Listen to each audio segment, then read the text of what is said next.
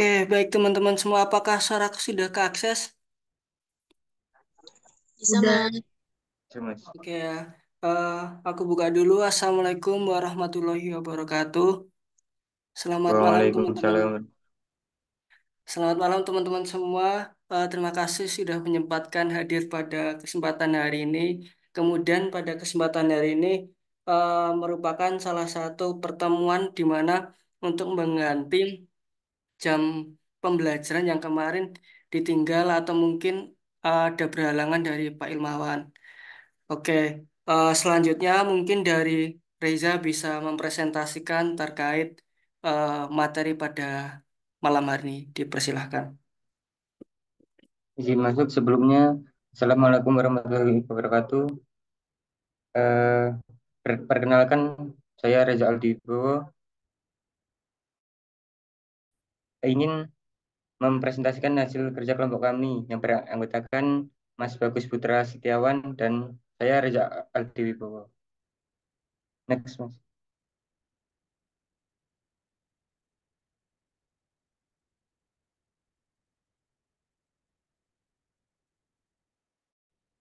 Untuk table of context, yang ke satu pendahuluan, yang kedua faktor pendukung analisis kebutuhan pengguna, yang ketiga metode pendekatan, yang keempat simpulan, dan yang kelima penutup.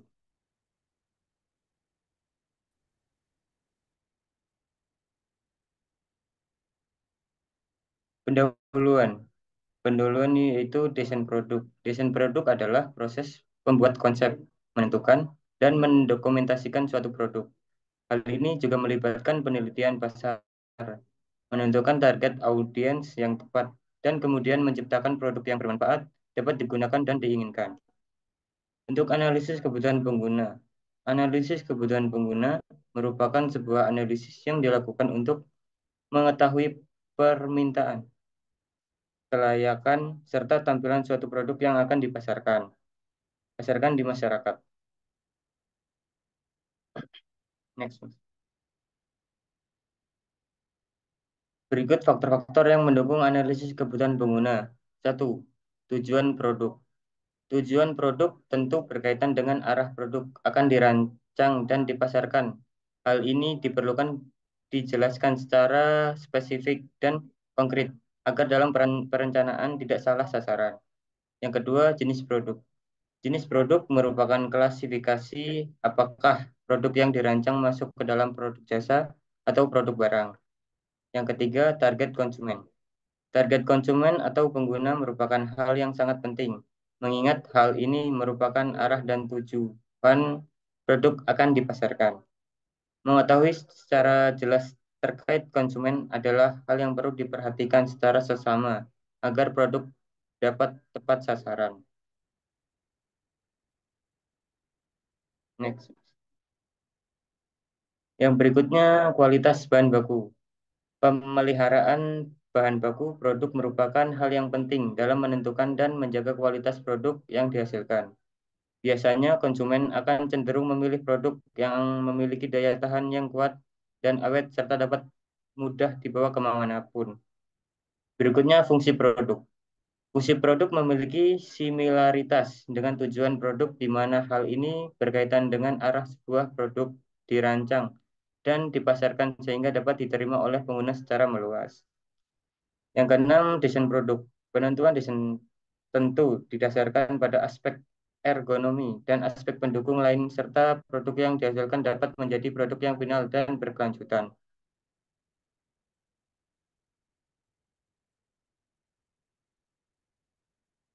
Yang berikutnya, harga produk.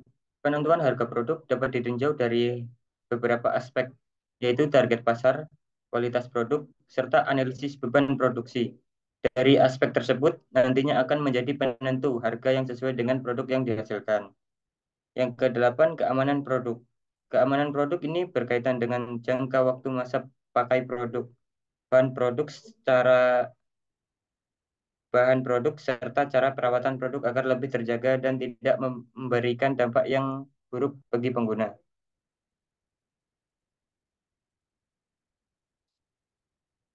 Nah, seberapa efektif analisis kebutuhan pengguna?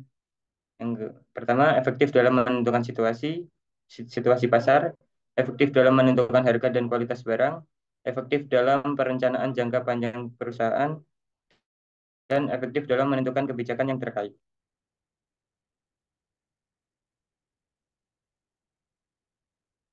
Berikut contoh kasus apabila tidak menerapkan analisis kebutuhan pengguna. Nah, dan ini contoh-contoh jika tidak menerapkan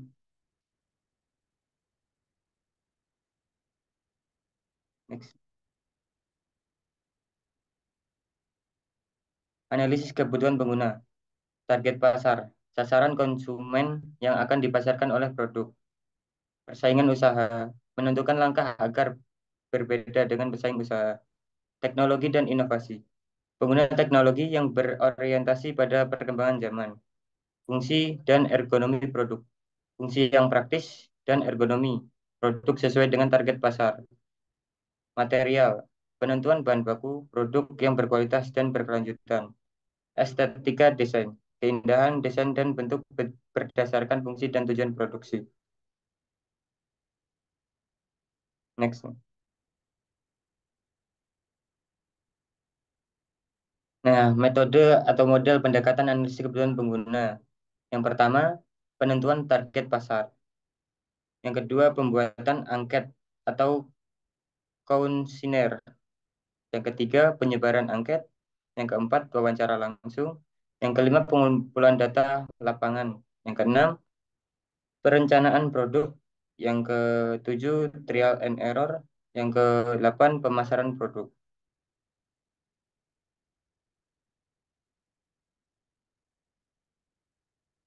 Untuk kesimpulannya, berdasarkan analisis yang telah dilakukan di atas, didapatkan hasil bahwa terdapat beberapa aspek penting dalam menentukan perencanaan produk, sehingga akan sesuai dengan target pasar yang direncanakan.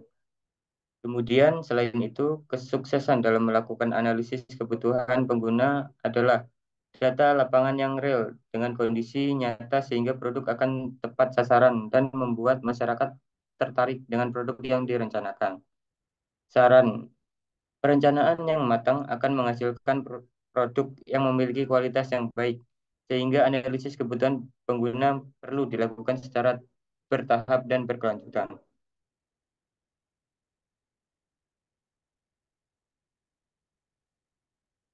Apakah ada pertanyaan?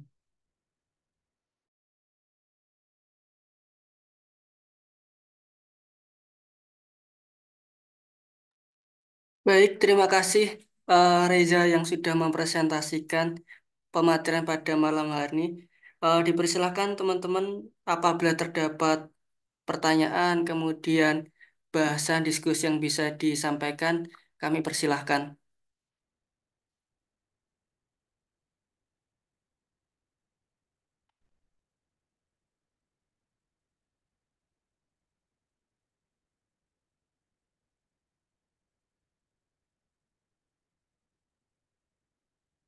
Bagaimana dari teman-teman? Apakah ada pertanyaan?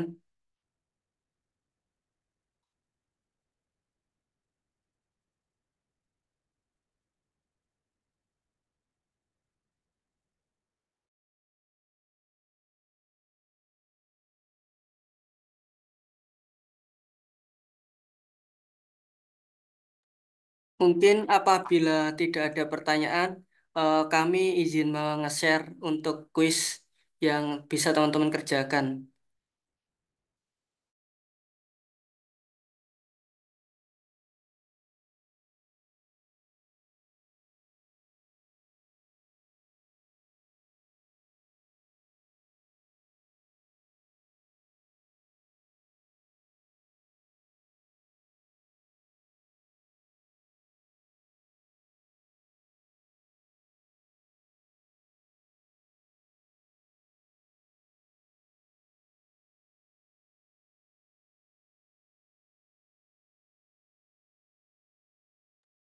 Sebelum masuk kuis, bagaimana teman-teman? Apakah ada pertanyaan atau tanggapan terlebih dahulu?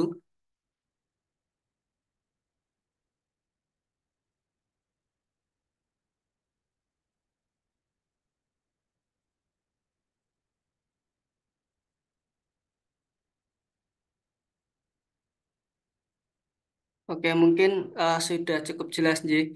Oke, kami izin men-share terkait kuis. Nanti teman-teman bisa mengerjakan sampai pukul 21 21.30.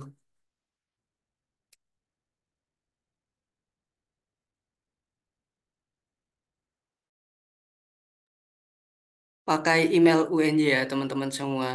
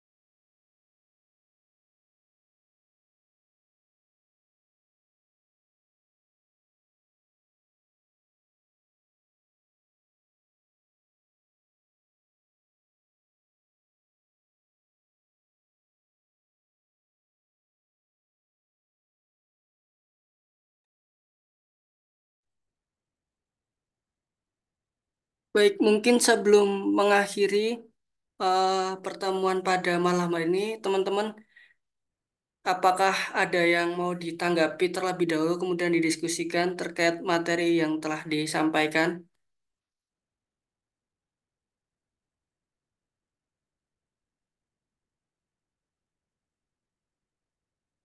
atau cukup?